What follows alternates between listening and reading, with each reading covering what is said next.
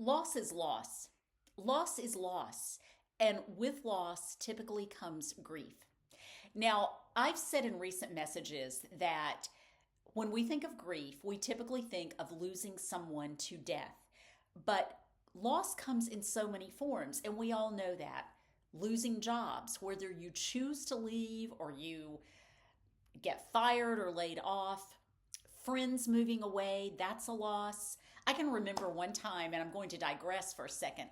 I can remember many years ago when a dear friend of mine, with whom I really only had 1 year of friendship, moved back to Florida. Her husband was a naval officer, and I sat in the park near my home for like 1 hour, maybe, and just cried. I got in bed that night and I cried, and my husband put his arms around me and he said, "It's not like you're not going to see her again."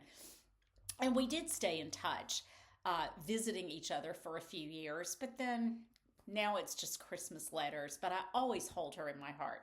So, getting back to loss can be a number of things, and grief comes with loss typically. I think about in the last few years, I've lost a few medical professionals with whom I trusted my body, my mind, my teeth. And you may have gone through that as well. I'm very picky when it comes to healthcare professionals. I tend to lean holistic, so I like to have healthcare professionals who share that, they're open to that, and they're committed to their own health and fitness. That's really important. And so in the last year, my therapist and my gynecologist retired. And then the year prior to that, my dentist retired. And I can remember before my dentist retired thinking, oh my gosh, I just dread the day he retires. He's taken care of me all these years. And it was hard, but his transition was pretty seamless because he sold his practice to a really great guy who is my dentist, and his wife is my orthodontist.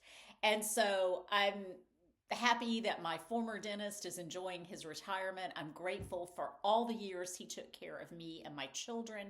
And now I have a newish dentist, and his lovely wife who is straightening my teeth. But, when my gynecologist told me back in the summer that she was retiring at the end of the year, and I had suspected it because of a letter she sent out, I burst into tears. Here I am in the examining room. I've just had the female exam.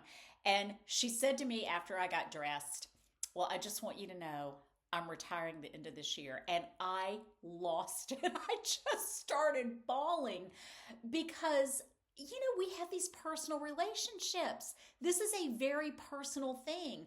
And so it's really hard when somebody you trust, that you like, is moving on in their lives.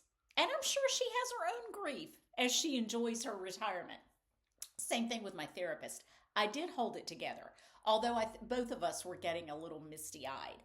And she was a huge help to me in the last few years navigating some things. But I have a new therapist I check in with a few times a year, and I really, really like her a lot. So there is grief. That is my point. We trust these people with very personal parts of ourselves, whether they're body parts or our emotions, our minds, and then they retire. And so just lean into the grief. If you cry in front of your healthcare professional, it's okay. It shows that you trusted them. It shows you respected them. And it shows that their absence in your life is a loss. Hope that helps you navigate that if you're going through that. Have a great day and have a great week.